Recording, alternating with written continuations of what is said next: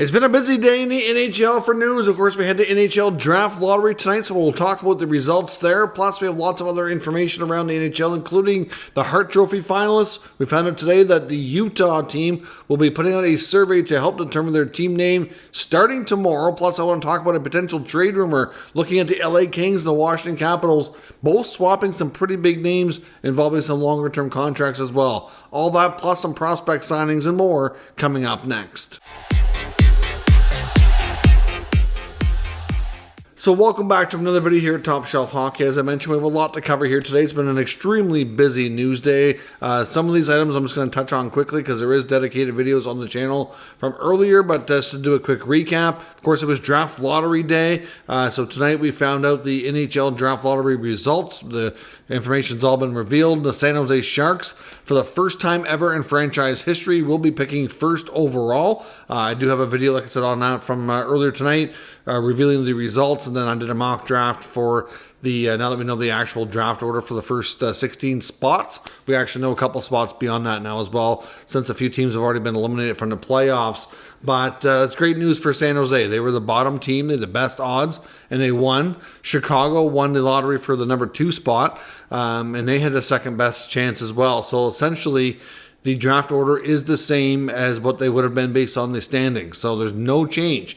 Nobody moved up or down. It's the first time since 2010 since that's happened with the NHL draft lottery. But hard to imagine, as long as the Sharks have been an NHL franchise, they've never picked first overall. They had a really long stretch of being a competitive, respectable, consistent playoff team, during the Marlowe and Thornton years especially. They were playoff team, very consistently. So it's been a long time, obviously, since they've really picked that anywhere near that high. And of course, they would have had a high pick, but of course, a few years back when they had picked up Erik Karlsson in the trade for the Ottawa Senators, and that pick became Tim Stützle for the Sens. So I'm sure there have some regrets there, but of course the current GM Mike Greer wasn't even involved with that deal. That was a Doug Wilson trade. So at the end of the day, the Sharks are rebuilding. He will be a great option to get Macklin Celebrini. He has ties to the area. He was a San Jose Junior Shark at one point, and I think it was U14. His dad works for the Golden State Warriors, so of course they're it's not far from San Jose. So they already have a house about half an hour from where the Sharks play. So it's he's got ties to the area. It's an easy transition, even though he's technically Canadian born. He's a BC kid, spent a lot of time growing up there, but he's also spent a lot of time in his youth in California because of his dad's job. So at the end of the day, it's kind of the closest they've had to being like a hometown kid to play for the Sharks. So that's good news. That's great news there.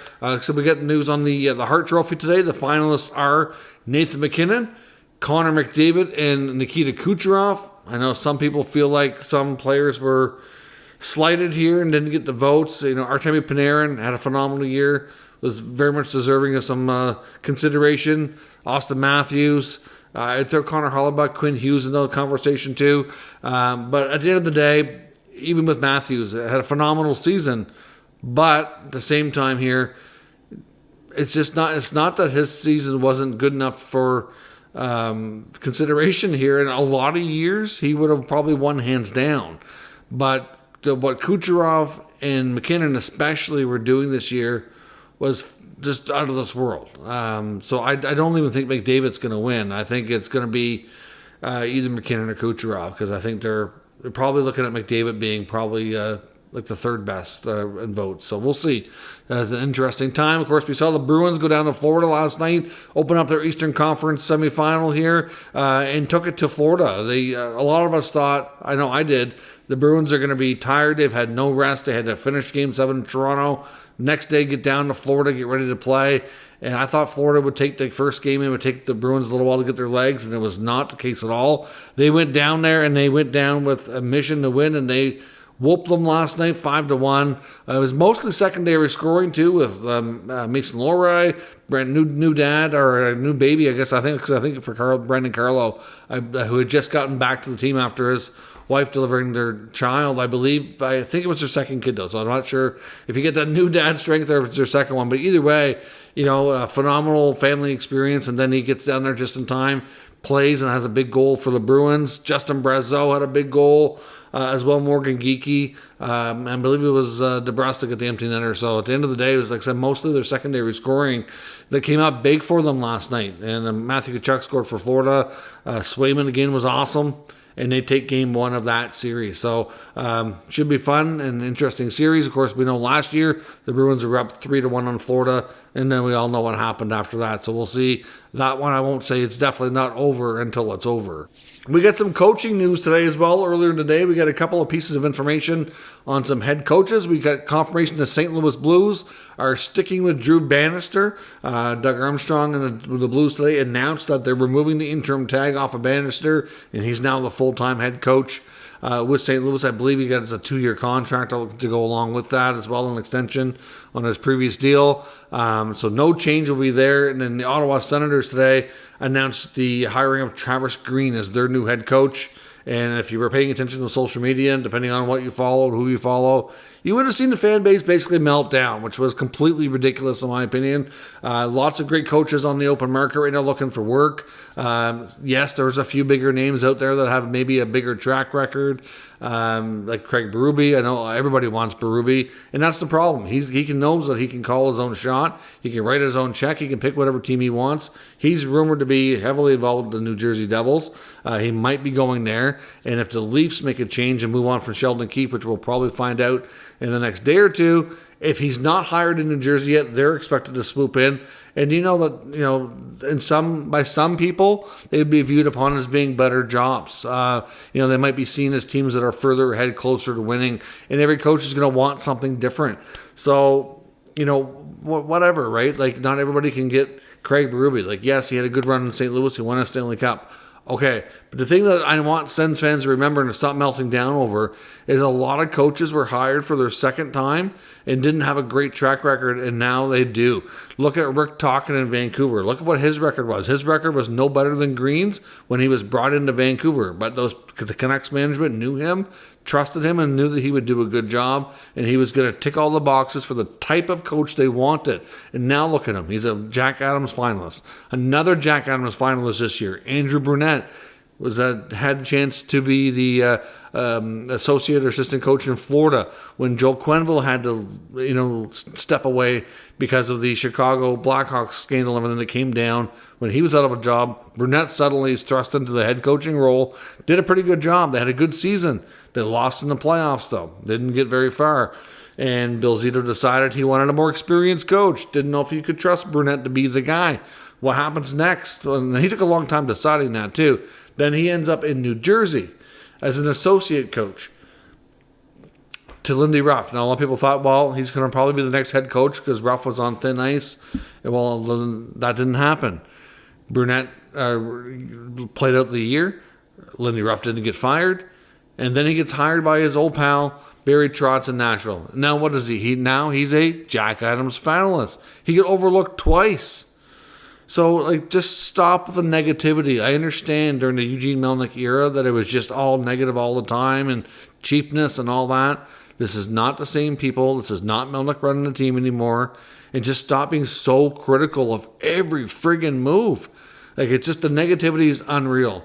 So I think you need to give Travis Green a chance. He's a former player, hard-nosed player. He will demand accountability. He will make sure that they work hard, which is a lot of what this team needs. They have the skill. They need somebody to hold them accountable and make sure that they give it their all every shift. And that's some of the big things, amongst other things, that we know Steve Staios was looking for. So the big news on the coaching front today, just want to see the Sens social media people stop melting down.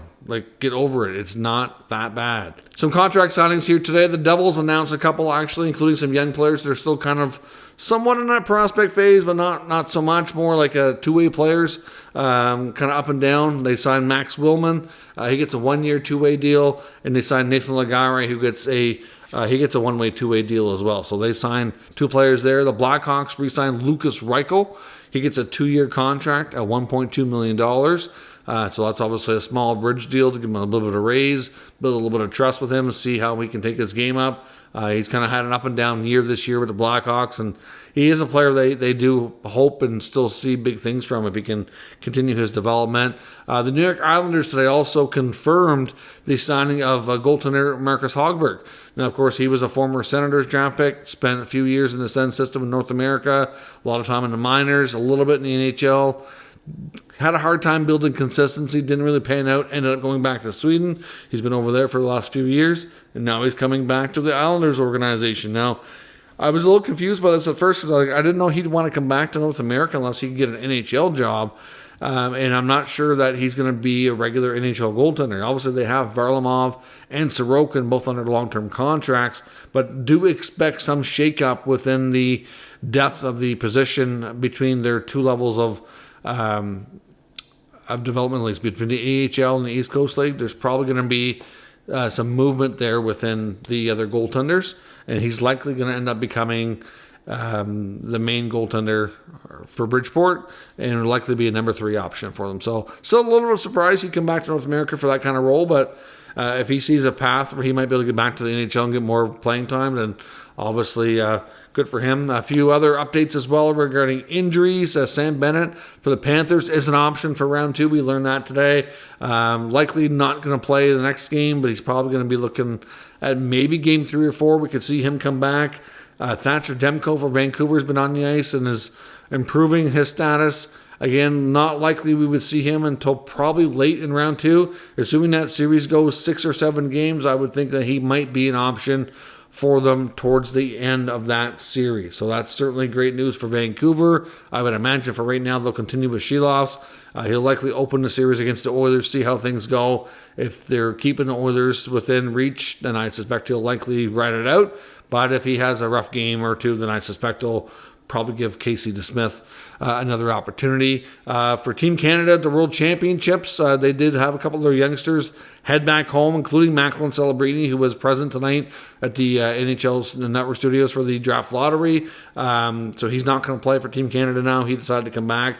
Team Canada had offered him and Adam Fantilli both roles, but let them know that if they do have an opportunity to add more veterans after the first round of the playoffs were over, that they may get a reduced role. They were still welcome to stay, but they may not be regular in the lineup every day, and they may not play a ton. So they gave them the option if they wanted to head home or they could stay there as depth options. They could. They both decided to come back, so they won't be participating. But Canada did add Pierre-Luc Dubois of the LA Kings, Nick Paul of Tampa, and his teammate Brandon Hagel. So a couple of good options there. I'm a little surprised they invited PLD, given the fact he didn't have a good season, but he has performed half decently for Canada in the past, especially in a few tournaments there. So I guess we'll see. I mean, he is a good player. It's not that he's not skilled. It's just getting it out of him, which can be a challenge at times. We also learned today that the new team in Utah, formerly the Arizona Coyotes, are going to have an announcement tomorrow.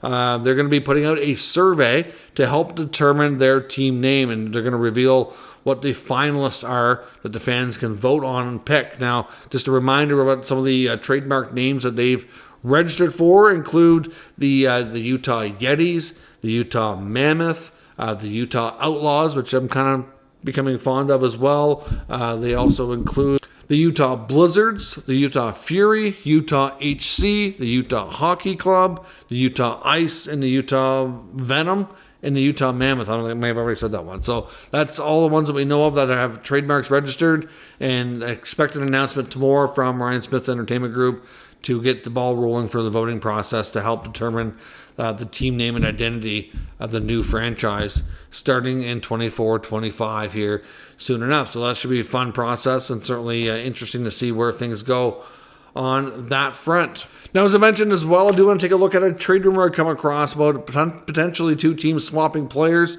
that have tough years, bigger money and term left on their contract. It might be a win-win for both teams. And that includes Pierre-Luc Dubois of the Los Angeles Kings and Darcy Kuemper of the Washington Capitals. Darcy Kuemper may not seem like a big name, and when you hear Pierre-Luc Dubois and everything, it might not jump out as being a great trade. But Darcy Kuemper technically is a Stanley Cup winning goaltender. Of course, he was the goaltender who had the starting role for the Colorado Avalanche 2 seasons back when they won the Stanley Cup. He was able to get himself a longer-term contract and a big payday to go to Washington. Wasn't a great season, kind of basically lost the starting role to Charlie Lindgren this year.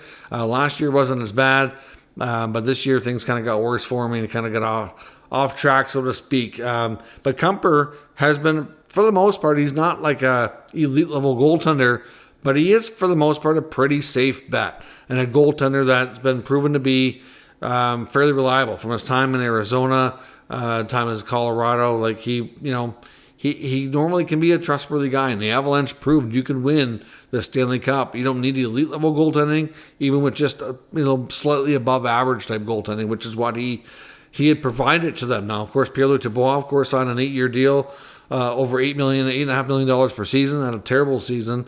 We did talk about the possibility of a 1/3 buyout because he's still, technically it's possible for the Kings to buy him out at 1/3, where he's still under the age requirement and technically where he'd be in RFA status, so to speak, which is determined by your age and the NHL experience level. I had somebody comment on me that I was not explaining that properly the other day, which is not the case.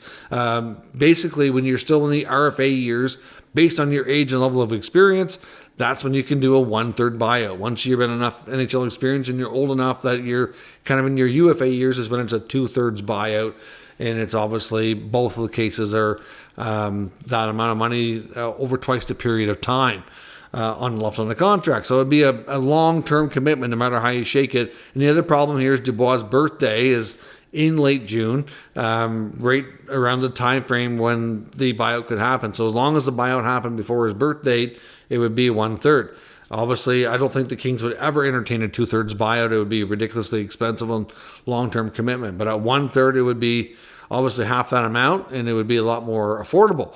But we heard from GM Rob Blake that they were not entertaining that, so it doesn't mean they wouldn't entertain a trade. Obviously, at this point, if Dubois does stay in LA, I suspect they're going to move him to the wing next year. Byfield's ready to go to center. You've got Kopitar, you've got Danault. There's just no way they really need Dubois as a center, especially if he's not going to outperform Danault or Kopitar. It's just that simple. They need goaltending. There's no doubt about that. I mean, Talbot likely not coming back. Riddick is a backup at best. Kumper's got a Stanley Cup to his name, so could they swap contracts there and help each other out? Washington could certainly use a top-level center if Pierre-Luc Dubois can live up to his potential. They're still trying to keep the team competitive and be in the playoff mix while Ovechkin's in the twilight of his career here. They've certainly had a lot of issues. They don't have Nick Backstrom anymore. He's likely remaining the rest of his career on LTIR. TJ Oshie may not be back next year. He might be on LTIR for the remainder of his contract. And the team is definitely thin at the top 6 position. They traded Evgeny Kuznetsov because they needed to move on from him, and he needed a fresh start. So they don't have that center depth that they used to. Now they have Connor McMichael. They have Dylan Strome. It's not like they're completely without. But Dubois, if he could play up to his potential, he could be a big help for that Capitals top 6. There's no doubt about that. So it's something that a lot of people have been talking about online. A lot of reporters have mentioned it, and it does make some sense. Now, we don't necessarily have information to suggest that they're actually having these talks or that it's anywhere close to happening, but it's in the rumor mill that it's something both teams should consider, and I guess we'll kind of see it. Like I said, I can't confirm that they've had talks, but it's been a heavily brought up topic through social media by a variety of different NHL writers and reporters, and it does make some sense. So if the Kings are not going to buy out Dubois, is this another option that you feel makes sense, and would you do this if you're both sides? It gets the Kings a goaltender, it gets the Capitals top 6 forward and a center. Both contracts may not look great right now, but hey, if they get in a new spot, fresh scenery, maybe they're not so bad down the road. We'll have to wait and see. But let me know your thoughts on that potential trade as well as all the other news discussed here today down in the comments. We'll discuss further. If you're new to the channel, of course, make sure you subscribe and stick around. We'll keep you up to date with all the news, rumors, and analysis of all 32 NHL teams. Thanks for watching. I'll catch you next time.